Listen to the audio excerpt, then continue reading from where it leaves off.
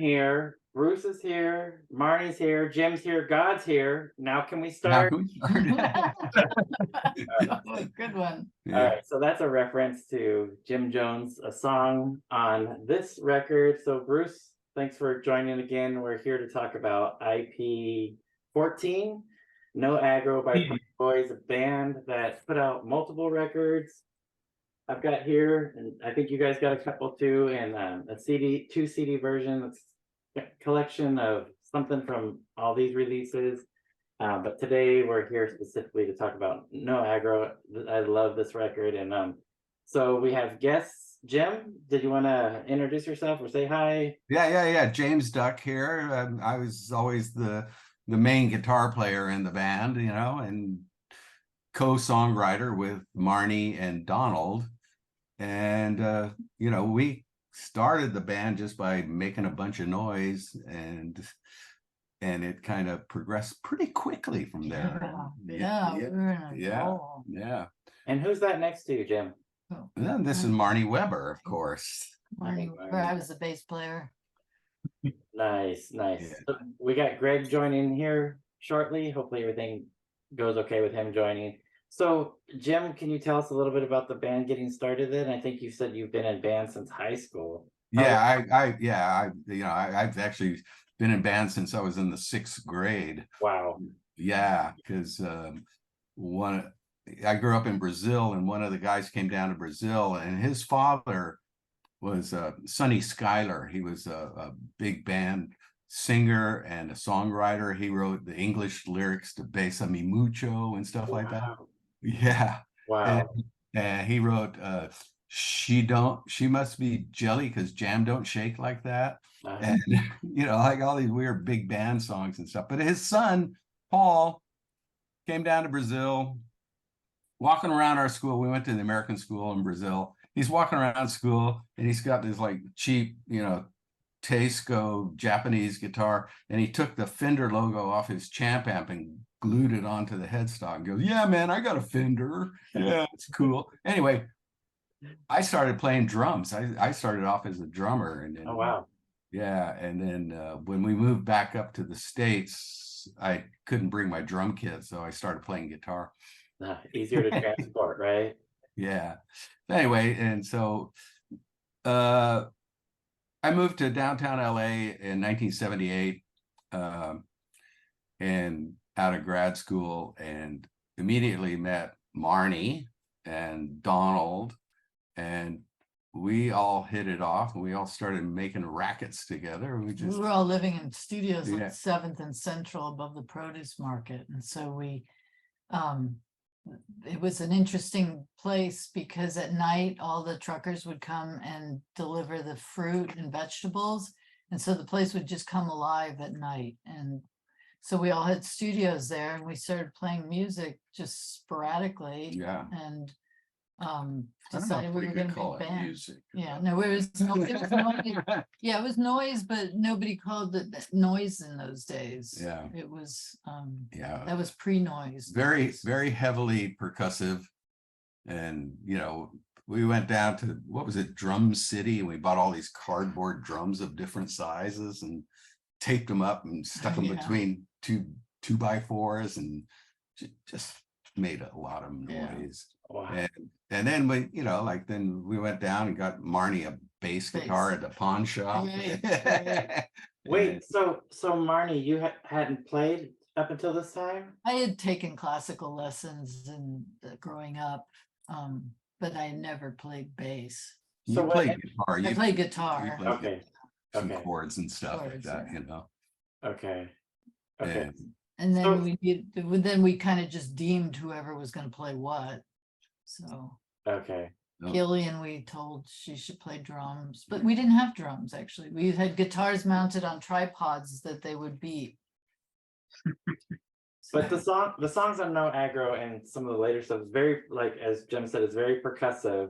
There's a lot of percussion going on, and then on a lot of the songs, I think Marnie, you're holding down like the basic rhythm with bass guitar, and then Jim, I think you are doing the guitar work over the top. Absolutely, yeah. But Was Gillian playing real drums at that time? By the or- time we did No Aggro, Okay. we had the double drum kit. Okay, yeah, because Yeah. we started with just guitars on tripods. So- below beat. If you listen on the compilation CD, there's some very, very early stuff on it that's live that has the guitars on tripods. And Okay. so Fred would play drumsticks on a guitar on a tripod, and Gillian would just mute the strings and go chicka chicka chicka with a pick, right? Oh. And then later, when we came back from England, God, all these stories, and then we built a couple of drum kits. Fred played congas with timpani mallets, and I put together a drum kit for Gillian that was like bass drum on legs, 4 tom and 2 tom toms and bongos. So it was a full range of drums that she could play standing up with sticks. And yeah, No kick drum. no but- kick well, it drum, was no kick pronounced, drum, yeah. and no cymbals, you Yeah, know. right, we hated cymbals for some bizarre reason. Well, because we were insane. It's like no cymbals. And so anyway, so by the time we recorded No Aggro, that was the band. It was like the 2 drum kits and bass guitars, and then Donald's howling and occasional trombone and penny whistle. Right. Yeah. Awesome. Yeah.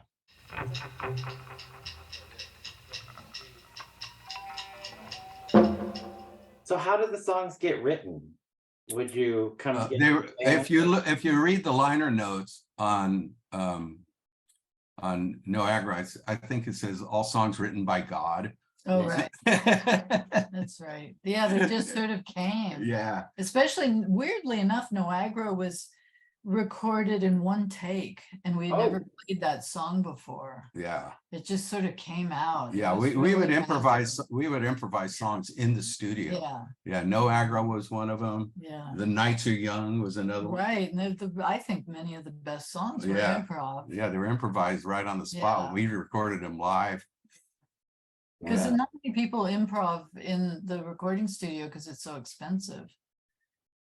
Can you So- talk about recording? So where this was recorded and who helped out? It was recorded at Telstar Sound Recorders in Burbank. Okay. He was a big music fan, but he mainly made his living recording jingles for commercials and stuff like that. Oh, So we would go in there at night and just go nuts. Yeah, And I think No Aggro was recorded on 4-track, 1/2-inch 4-track. okay. Yeah. So pretty much live, or did you Oh do yeah, totally live. Oh, no overdubs or minimal overdubs? No, no. Mhm. The later albums we did on Yeah. bigger tape on 16-track, and we did overdubs and stuff like Okay. that. I don't think the first one had any overdubs. It might have been an 8-track. It was Right. it was an 8-track. Eight-track. It was an Quarter 8-track. inch. Yeah, Okay. 1/2-inch 8-track.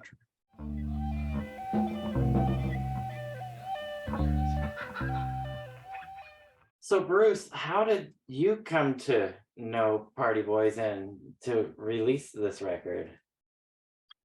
Well, I was at UCLA in the art department with Marnie. That she was a fellow student, and I remember she was doing some really interesting projects, like bringing half of a Cadillac into the area outside the sculpture labs, and I still have some photographs of that I should bring out. But yeah, so we knew each other from school. Okay. I Then don't think we were actually in a class together, were we? I know you were in Chris Burden's class and I was in a different Chris Burden class. yeah, I don't think we had classes together, but we had mutual friends, and I remember there was something in the sculpture. There was some event in the sculpture garden, and I remember you and a couple of the Party Boys came in and were like trashing things, and it was. I don't remember exactly what happened, but Yeah. then when I ended up moving downtown into the Nate Starkman building, and we started doing shows at the Brave Dog, I got to know Jack Marquette, who was managing Party Boys at that point. And so it was just sort of this combination of knowing Jack and knowing Marnie, and that were doing shows, and you had this recording, and Jack said, hey, let's do this record together. And I said, yeah, let's do it. I had literally just bought my Vandercook proofing press, the big flatbed letterpress. And I'm pretty sure that this was the first album jacket that we printed on that press in 1984. Wow. I remember the moment you came walking through the UCLA campus with, was it a single, the first independent project single, and you said you had just printed that, and it was your music, and my mind was blown, because I always thought that musical releases was something that you handed over to somebody else to do. Yeah. So it felt a very, very powerful moment to think that one could actually make their own music and press it and print it. It completely blew my mind. It's like one of those moments in life that are always burned in your brain. Yeah. Well, it's one of those things where that was a whole huge learning experience. There was like a year or two there at UCLA. UCLA art department at that time was incredible. I mean, not only the instructors, but a lot of the students there. There was amazing work being done. Yeah. And I know for me, when I met the guys in NEAF in that first Chris Burden class. And that was when I started making music. So just that experience of working with Chris and having my mind expanded and blown by what was possible. Then with the NEAF, we ended up creating that single because the Urinals had created a single, and they were friends with the guys from NEAF. And so, we made that single, and I was just like, what, this is great. You can make your own record, and then I decided to do my own. And then that, went on to the next round. It's like, okay, Marnie's like, now I can make my own record. Yeah, it's the overarching theme of my life, and the Party Boys, was that you got to do it yourself. Don't wait for somebody else to do it for you. Like with the live shows, we'd just go into bars, ask if we could play. My artwork, I go into galleries asking if I could perform. It's just like, you don't wait for somebody to do it for you. Yeah, it was also at the time, it was a lot of DIY aesthetic, like for the whole punk thing and everything like that was happening in England, and then it moved over to came out to California too, and it was just like we would sit there and print out flyers, go down to what was the printing place, the Ginkgo or whatever it was called before Kinko's. We go down to the printing place downtown and print out a bunch of flyers and staple gun. I'll have to and we would staple gun them to Toddy, I'll have to call you back, buddy. To all right, telephone poles. Yes, to telephone poles. Staple gun them to telephone poles. Now what would happen to her? There's Greg. Hey, last. Hi, Greg. Maybe I'm getting in late. How you doing?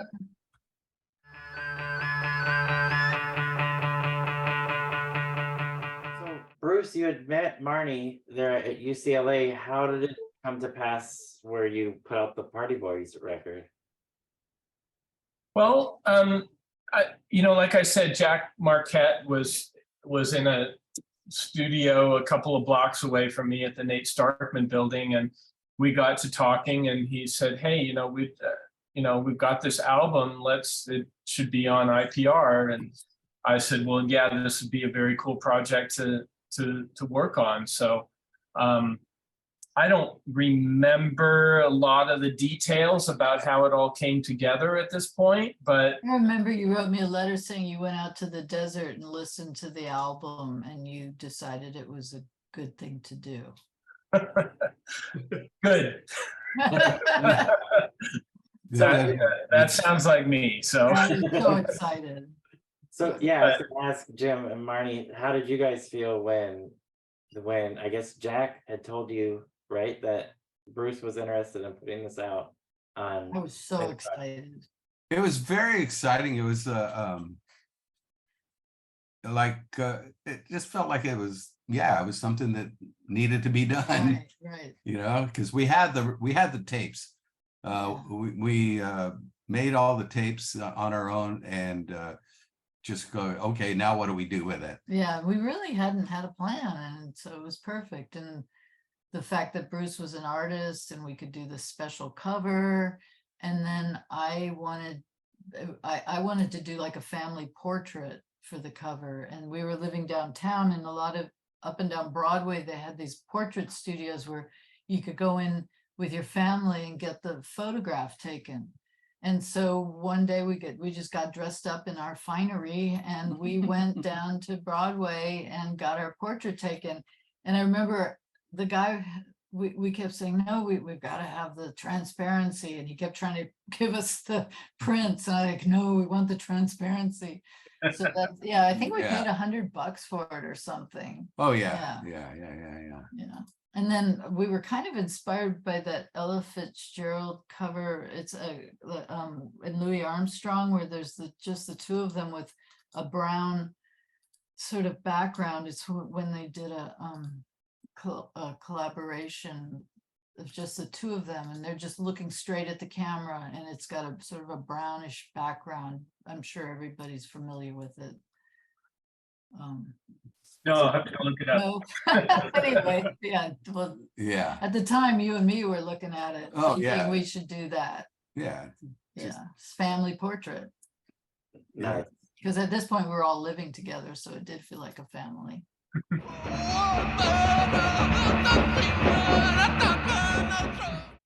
So unusual for a cover not to have the band name or the album name on the front, but it is included on the back here. Yeah. Whose thought was that not to include? That's Jack Marquette's graphic on the back. Jack. Yeah. And he was trying to do like a Hollywood. Kind of Hollywood sign, Hollywood hillside. Okay. Yeah. But it also has sort of this torn effect to it. Exactly. Yeah. Yeah, which looks great on the chipboard. Yeah. It looks fabulous. Yeah. So as mentioned in this book, Savage Impressions, and I'm glad to see your backdrop, Bruce, because I was going to. Beautiful book, Bruce. That is a beautiful book. Yeah, so behind you, Bruce, there's a bunch of copies that look quite different. Can you talk about that? Yeah.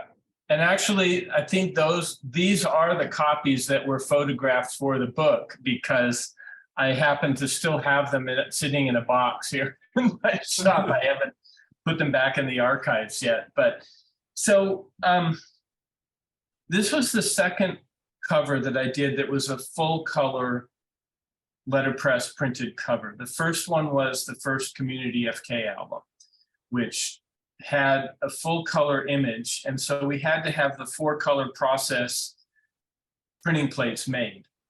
And when I did the Community FK album jacket, I ordered these printing plates, and they were very expensive to have these big plates, and had to buy 4 of them, one for the cyan or the blue, one for the magenta, one for the yellow, and one for the black.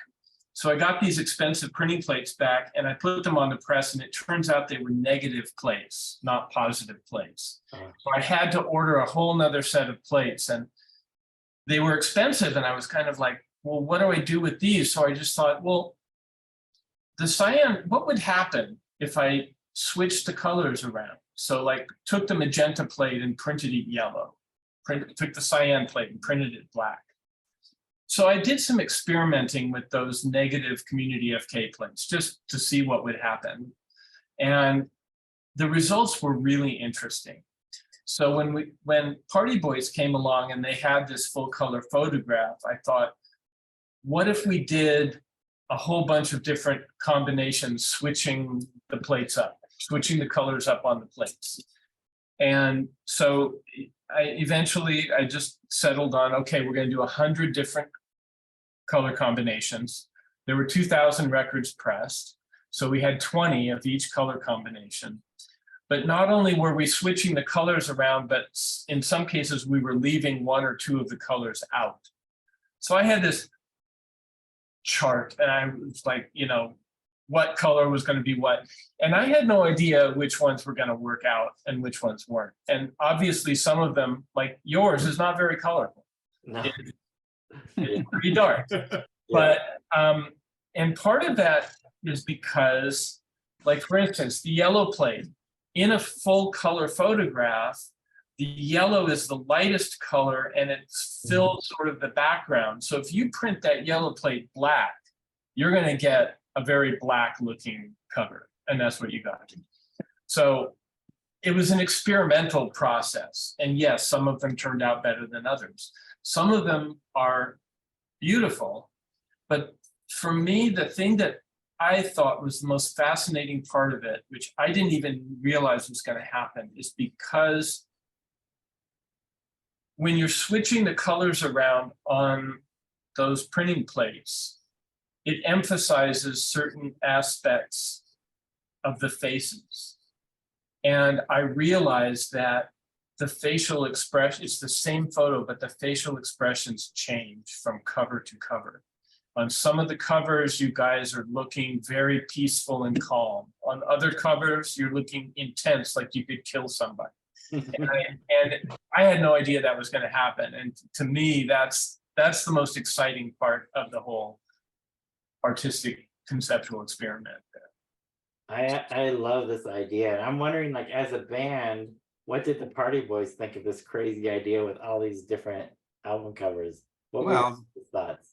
Well, the deal is that since Marnie and I are both artists, Donald's an architect, you know, Fred was an artist. and Fred was an artist as well. And yeah, and but you know, we're open to everything. So, and any possibilities and any explorations of, you know, visual adventures are great. I do remember at one point we tried to sort them into stacks and I was so lost. We were doing it. Yeah. It was like, what was that about? I don't even remember. Right. We were trying to sort them into different color stacks of some sort. Well, I think what it was is because they're numbered, we wanted to have it be, it's kind of like the numbering machine was the very last thing put on them after they were fabricated into jackets. They were printed flat, front and back cover printed together.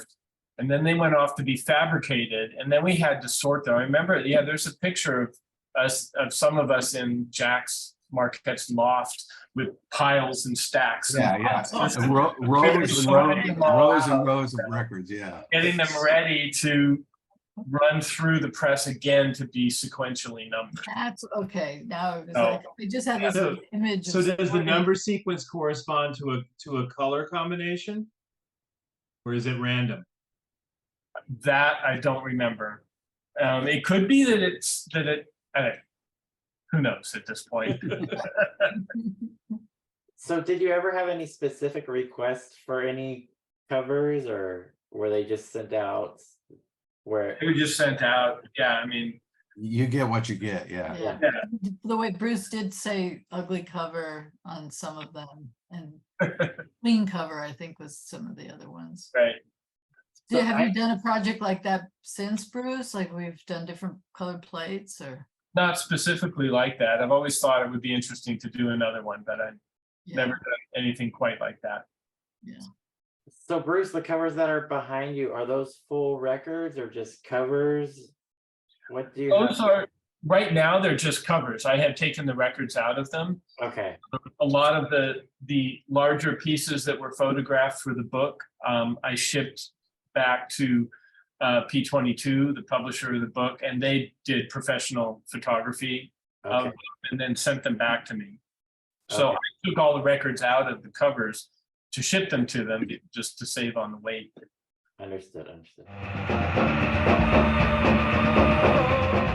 Bruce, do you mind holding up your French copy of the record? So Yeah. Jim and Marnie, at the same year, 1984, that French label also released the record. How did that come about? They there's a company called L'Invitation au Suicide, and they approached me and said, we would like to license this record, and that we arranged a licensing. And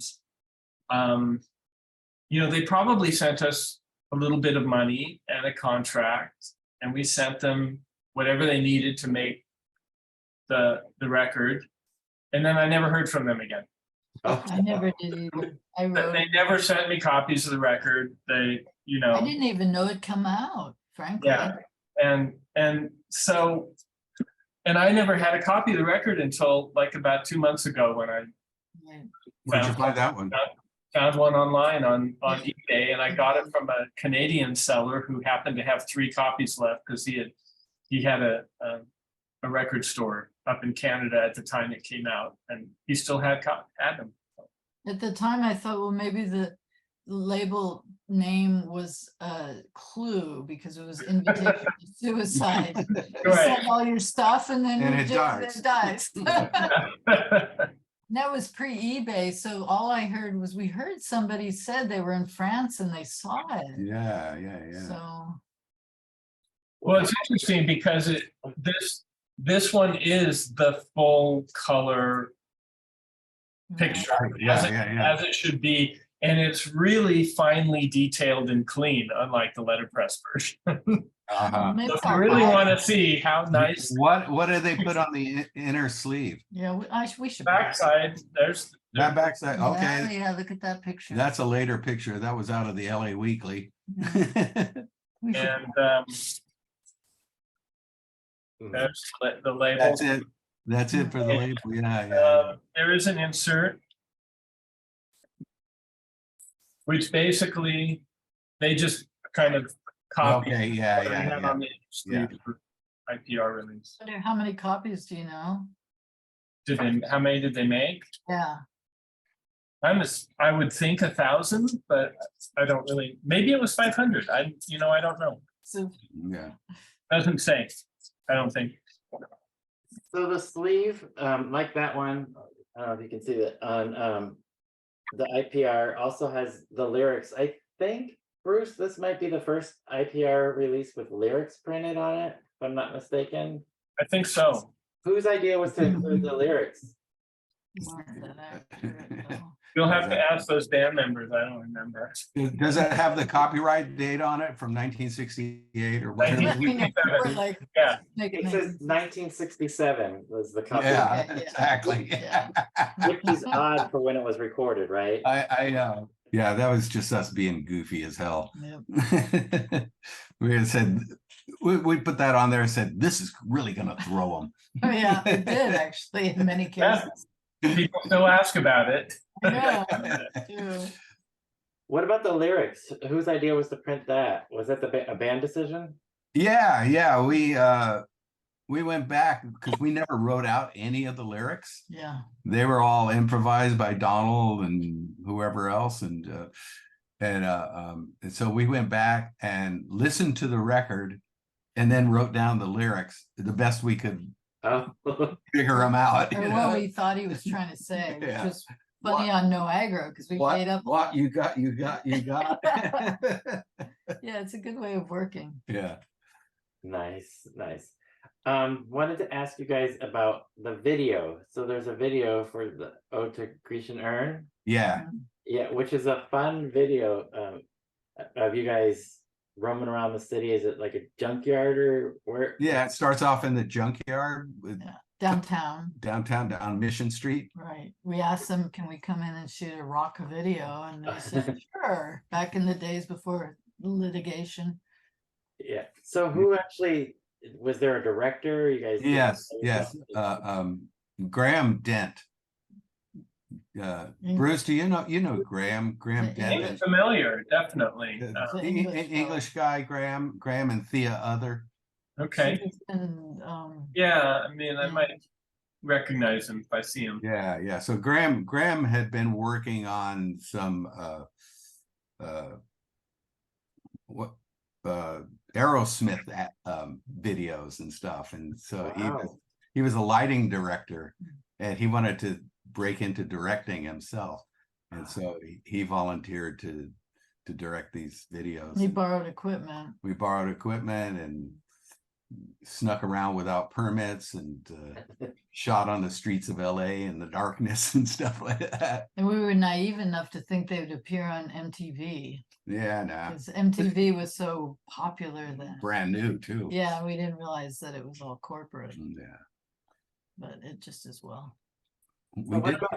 We did get on Night Flight. no, what was it? The one that what's his face that got killed? Peter Ivers. Peter I thought Ivers. it was called Night Flight. No, it was the New Wave Theater. Oh, New Wave Theater. Yeah. Yeah.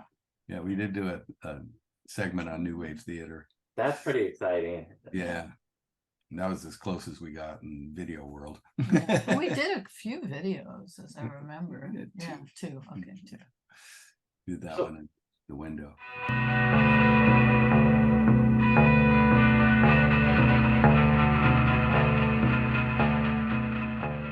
So what about live performances? Marnie, you had mentioned you guys were very DIY and you would just go into places and ask to play. Did you guys play live often? Yeah. Yeah. Well, first we started by, we thought we'd have a big party at our loft and invite everybody and play at the loft. So we went up and down the 7th and Central Staple gunning, come to the loft and see us play. And then the landlords caught on to this and shut it down. They were like, you can't just invite everybody up and down the street. So then we walked into the neighborhood bar and asked them, we said, can we play here for free if you'll give us some beer? And then they said, well, sounds like a good deal.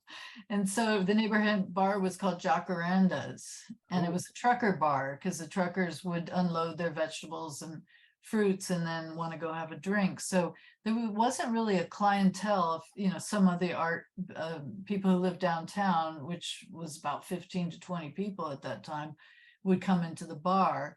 And then we worked out a deal where we would play once a week on a Saturday night. Twice a week. Oh, twice a week. We did Saturday, Friday, Oh my and Saturday God. night. We built a Yeah, we stage. built the stage. We built a stage. They had booths against the back wall, and we just put 2x4s across these booths, covered them with plywood, black plastic on the front. Right. And these guys, they had bikini dancers, right? And so they loved that. The bikini dancers would come out and dance to whatever, was on the jukebox. And then we'd play, and we'd invite other bands to play with us, like the New Marines and a couple of Mexican punk bands. This one called Why Nut. Yeah, they played Ramones note for note. Yeah. And Minutemen played a oh, lot. no, it was before the Minutemen. It was Hey Taxi. Okay, yeah, Hey Hey Taxi. Taxi. Hey Taxi would play. Oh, yeah. right. Hey Taxi became- later became Red Red Wedding, and Hey Taxi's drummer was in the Minutemen. What's his name? George Hurley. George Hurley. Yeah. Right. George and, Hurley. And Michael Ely was the lead singer, and Spider was the extraordinary guitar player. Yeah. And Hey Taxi, they became Red Wedding. Right. So we Yeah. had other bands. Well, we always invite somebody Okay. to open for us. Yeah. It was quite a scene. It was really a lot of fun, and it was free. You could just walk in, or did we charge $1? We charged like $3 at the Oh, door or something like okay, that. Yeah. So we did that. That was in 1979. We Okay. did that, and then we kind of got kicked out of our studio downtown because we were the party boys, and and so we went to England, and we went to England in New Year's Eve 1980, and we played about 4 or 5 shows in England.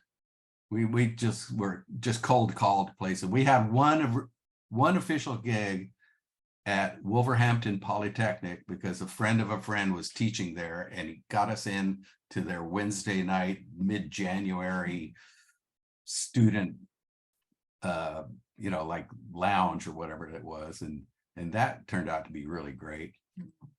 We just kept cold calling. We would call clubs other and stuff like clubs. that. And we and had one show at the ICA, but that that turned turned into a a big disaster. riot. That was because- yeah, because we ended up having our guitars smashing the car And spending the night in New Scotland Yard and big Be- fight with a bunch of punks and stuff like being, that. it was a violent time in London in those days in 1980. Yeah, and but anyway, then we had the next show was the Wolverhampton Polytechnic show, which was great. There was 1,000 kids there, and then we cold called a couple of other clubs. We played at a little club in North London, and then we hooked up with the Bridge House in East London. The owner said, "Well, you've come all this way. Yeah, you can open up." And we opened up for Jerry McAvoy's band. He was the bass player for Rory Gallagher. So there are all these like blues rockers, right? These long hair blues rockers there. And we opened up for them and they're like, "Oh, what the fuck is this?" But the sound guy, the kid that was doing the sound, was the son of the owner of the Bridge House. And he was the leader of England's Wasted Youth Band. Oh, okay. And he loved us. And he said, "Can you guys come back and play again?" So we stayed in England until Valentine's Day. We came back to the Bridge House on Valentine's Day, and we did a gig with Wasted Youth. Wow. English Wasted Youth. Yeah. And that was great. And then we were all kind of out of money at that point, and people started drifting back to LA one at a time. And then Wow. we came back and tried to play Jacarandas. No, we again. did Jacarandas We again. did Jacarandas again, but it had become a full-on strip club. So you must tell the story. Oh, So, where, yeah. where the owners wanted Gillian and Marnie to come and play nude. Yeah. We're They going. had this brilliant idea. And they called the guys for a big meeting and they said, "We've got this big idea that's the audience is gonna love." And they said, "Everyone in the audience is gonna shout out Marnie nude." And then Marnie comes out nude. And then they shout out Gillian nude, and Gillian shout out nude, comes out nude. And then we said, "Oh, you don't really get our aesthetic. We really can't work with you anymore." So anyway, so then I was hoping you were gonna say that Jim would come out nude instead. And That Yeah. would have fooled them. Yeah. Just I go G-string, but but anyway, and then after that, we were always looking for a place to play. Somebody at the LA Weekly wanted to do an article on the Party Boys, but we didn't have any gigs set up, and so we went round looking for other Mexican beer bars to play at, and we found the Fiesta House down on Olympic, and they said, "Sure, yeah." We went down there and played the Fiesta House, and they had an escalating scale of beer prices, like depending on your whiteness, and but anyway, that became Jack Marquette's first band, club. okay. He called it the Phenomenon Club, and he was booking bands into that. And then they started doing the Brave Dog, and then the Anti Club. And so we played the Anti Club a lot because Jack and Russell and Jim Van Tine were running that, and of course, so we played a lot of Anti Club. We played a lot of Al's Bar. We were actually the first band to play Al's Bar. Oh, wow. We told Mark, but had the lease on the place, and we said, "If you let us come in and build the stage, we'll play for free or beer." And he said, "Well, okay." Yeah. So how was the response to your guys' live show? Did you have a following, or did? Yeah, people did love it, I must admit. People We had loved a us. good following. Yeah, absolutely. And then we branched into Hollywood a bit. It was like two worlds, Hollywood and downtown. And so we did a few shows in Hollywood. Not many. Cafe de Grand. Yeah. But it's funny because what is it, 20-minute drive, and it was really two different worlds. Wow. Yeah, Cafe de Grand was about the only place we played in Hollywood, Right. other than our one show at the Lingerie when we were KROQ Band of the Week with Jim Jones. Oh, yeah. with the Great Jim song, by Jones the song. way. Yeah. the Yeah, great- yeah. So Rodney Bingenheimer made us KROQ band of the local band of the week, you know.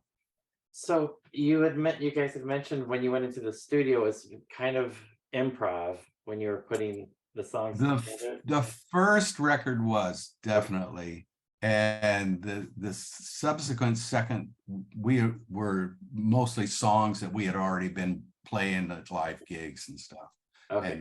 and working on at our studio downtown.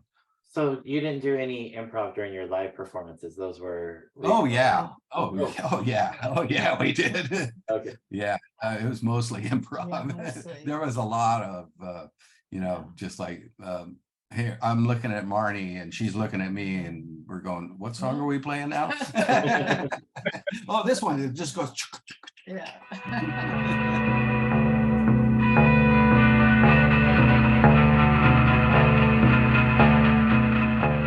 So Bruce, a question about the release. So when No Aggro came out, how did the sales do? Did it sell well? Well, it took a while to sell them. I think a lot of you know, a lot of the people that were buying the IPR releases, they were kind of curious about it. But I don't really remember, we would send out the promo copies and I know we got some college radio play and got some reviews and but it was, I think it was the first time that I'd pressed more than 1,000 copies at once. Okay. And so it took a while to sell through them. But eventually we did. They're all gone. Been gone for years. They're long gone now. A lot of my friends that I've mentioned that I was going to be talking to you guys were very excited. Most of them have multiple copies. I only have the one copy, but a lot of my friends have multiple copies because they wanted Nice. some of the different colors. And I have to admit, I bought it just because it was on Independent Project. I had no idea who you guys were, but because it was an IPR release, the next one, that's the reason why I bought it in '84. I failed to ask, where did the name Party Boys come in? I mean, it sounds obvious, but who came up with the name? I think Donald did. Yeah. Yeah, So we were, yeah. it had something to do with, if you don't have you're either have the party boy attitude or not. But we were also, because we were thinking of Theoretical Girls in New York. What's his name? James Chance. Did he do Theoretical? No. It was No, that was Glenn Branca. Was Glenn Branca, Branca, right, yeah, right. yeah. So we were inspired by that, and so we thought it would be the West Coast counterpart. So, but that was a way before there was any sort of gender thought. And Colette, that's my daughter, Gillian and I, we struggled with it more than the boys, obviously, because people would say, well, why don't you be party people? And I don't know, it was a different time. Well, we also started out, we called it Los Party Boys. That's true. Yeah, even make things worse. Yeah, I know. So in Spanish, you always a mixed gender always goes to the male. Oh, I didn't know that. Yeah. Okay. Yeah. So, but anyway, whatever. It just turned out to be the Party Boys. So Marnie, for you guys, from the female perspective, that was something that you struggled with. Eventually, that's why I came up with Spirit Girls, because I wanted to do a female counterpart. The Gotta t-shirt. keep the balance. Yeah, keep the balance going to make up for the male dominated. Yeah, I know. We were a bunch of assholes back then anyway. So. Did you all get along together as a band? Yeah, surprisingly. Yeah, It was, yeah. Surprisingly. Yeah. Yeah, we had a bunch of fun. We really did. Yeah. We had, and it was a lot of ridiculous fun too. Yeah.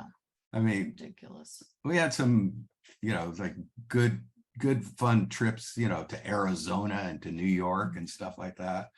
Trying to play. Trying to We always had San It's Francisco. always like these pathetic tours that would just never work out, and we'd be so full of energy and excited. And like when we got to Tucson, they said, "Oh, we forgot you were coming." No, that was in not Tucson, but that was in what's the other Arizona town? Phoenix. Phoenix. Yeah, that was what's his face from Human Hands. Oh, and he didn't remember we were coming. Yeah. I mean, stuff like that. It was always, we were always so excited, and then it would be like this Yeah. disappointment. Because we had a good show in Tucson. We got to Okay. Tucson, and it was that weird little biker bar. Oh, And we get there, and there was like some 4 bikers in the back, and when we were doing our soundtrack, and I was wearing a leather jacket, and he goes, "I bet you don't even have a bike. I'll run you gear for peen slips," giving me all this shit. And then, then we played, and everybody had a really good time. They left us a bag of weed in the bushes and stuff. we played that one show in San Diego. We hired Rat Sound, which was a phenomenal sound company, and there's like a whole truckload of sound. Oh, yeah, It's we didn't hire them. amazing. They volunteered. Oh, they volunteered. That's right. They used to come to the Right, end. yeah, they used to They- come and just do our Yeah. sound. So So what they came venue down, was it? there was like 2 people in the audience. Rat Sound now does Coachella. Yeah, they're Yeah. big Wow. time. They're Brian. Brian, Yeah. So Brian what venue, David. what venue was that in San Diego? Do It you was recall? some bar. It was I forget the name of the bar, but it was historic. Was there 1 person or 2 people in the audience? Yeah, they It had was they had so- they had gotten their liquor license taken away the night before. Oh, that'll Oh. do it. Yeah, so we get down there, and it was just like, what? There's Yeah. nobody here. And yeah. So I have a question about a very, very minor detail. On the dead wax of the record, where the run out is, it said side one says the side with 5 songs, and the flip side says song with 4 songs, which is obvious. Did you guys have anything to do with that? Oh, absolutely. Yeah. Oh, Absolutely. Okay. We didn't like the way that that records had side 1 and 2. We Yeah. liked it to be no priority which side. Yeah. So if you look at the CD, it says early and late. Uh, The 2 different CDs. One says Yeah. early, one says late. yes. And then yes, side 1, side 2. Yes, yep. So that's listed on here too. I'm glad you brought that up, Jim, because I did have a question about the CD. So on the CD, which has songs from all the records, there's of these 9 songs, 8 of them made this. You left off Victory, I believe, if I'm not mistaken. Yeah, because when we did the CD, we had to toast the tapes, right? Because the Oh. tapes were so old that So you needed to bake them. yeah, we had to bake the CDs, the Mark Wheaton. master Mark tape. Wheat, Yeah. yeah, and so the master tapes, and some of them were unsalvageable, Oh, and yeah, some of the songs were unsalvageable. Victory was unsuccessful. Yeah, Ironic. yeah. yeah. So Fail, not victory, fail. So I learned about this a couple of years ago, that some of those old tapes get so dry and brittle that they'll actually break. So what Yeah. people do is they actually bake them and put them in an oven. Yeah. And it gets more pliable. We did that with all our original tapes. We Okay. baked them and stuff. Some of them lost a lot of treble range and stuff like that. Okay. And Okay. so we chose not to, include them because they sound better on the records. Yeah. So There's a few bonus tracks though. Yeah. Yeah, there's bonus tracks Yeah. on the CDs, there's some really early stuff. There's some live stuff from London Yeah. in there where you can hear the audience and stuff, and somebody says, "Hey, are you rocking?" Right. And they go, "Well, I guess."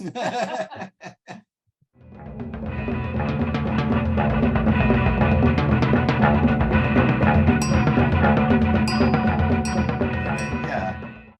Bruce, another question for you. So a lot of the early releases you were a part of musically, there's of the early releases, there's only a few: Human Hands, Community FK, Party Boys, that were artists that you brought to the label. You did a lot more of that later. can you talk about that and thoughts about putting out other people's music? Because coming up, we have Camper Van Beethoven and some other artists that you weren't involved in. So it's IPR is becoming more like a label and less like the Bruce Licher project kind of thing. So Yeah, I mean, I started it as a way to put out music that I was involved with. But once I, got more along with the record label and knew how to do things, and like for instance, the Human Hands was really the first group that I decided to put a record out by that I wasn't involved with, and that was because I was just such a huge fan of that band, and they had barely released anything before they broke up, and I loved their music, so I approached them and said, could we put together some sort of retrospective of your music? And they said yes, and so we did that, and that was mostly just because I wanted a record of their music in my collection, and nobody else was going to do it. They had so many good songs that were just going to get lost to history otherwise. And then Community of K, and then Party Boys. And it was just like there were other groups that were sort of in the same scene that Savage Republic was in, that who were looking to put out records. And if I felt like their music was something that I really liked or was that I resonated with, then I would either approach them or allow myself to be approached by the bands, and like for instance, the group The Abecedarians, they were one of the groups that sent me a demo tape out of the blue. They were big fans, and I just blew me away. And I tried to work with them while they were still in existence, and for one reason or another was not able to get that together, and they signed Caroline Records. So, but after they broke up, I was able to take their demos and do something with them. yeah. So mostly it was just that I really enjoyed the process of making records, and I had these printing presses, and it was like I wanted to create the packaging. I wanted to make the records as fine art, and so to be able to take music from groups that I really responded to and put it together into a package and work with the bands, it was a good thing.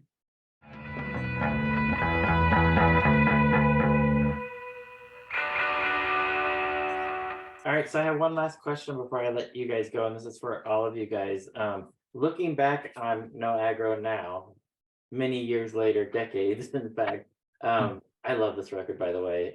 I love all three of your records, but this one is very special to me.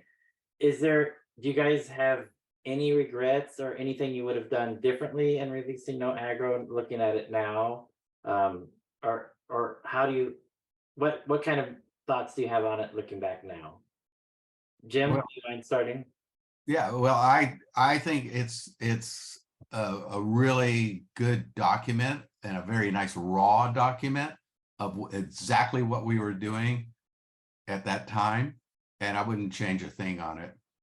I mean, I love the No Aggro record and the No Aggro song, and the nights are young, the days are old. Yeah. Those are my favorite songs out of there. Yeah, it's a classic. Yeah. If I were to have any regrets, I would regret that we didn't do more improv on the next two records. Because I love that idea of going into the studio and improving while the tape was running. Yeah, it's got such It's a not easy great to vibe. do. It's not. not easy to do. You got to have a certain wildness in your brain to do that. Maybe something for the youth, I don't know. So, but No Aggro has a great vibe. I just love the vibe of the record. I've been listening to it all week. Thank you. Thank you. Thank The you. vibe. Yeah. What about you, Bruce? Looking back on it, any regrets putting this one out, or anything you would? No, not at all. I mean, I love the rawness about it. I mean, like Jim said, it's kind of a perfect document of what they were doing at the time. And of the three albums, I still go back to this first one because there's an energy there that is really special. And you know, it's just, you could almost say it's the same thing with a lot of bands on their first albums. It's like you're creating something new for the first time for you as a group, and so you know, I think ultimately to maybe have some of the covers not be quite so dark would have been nice.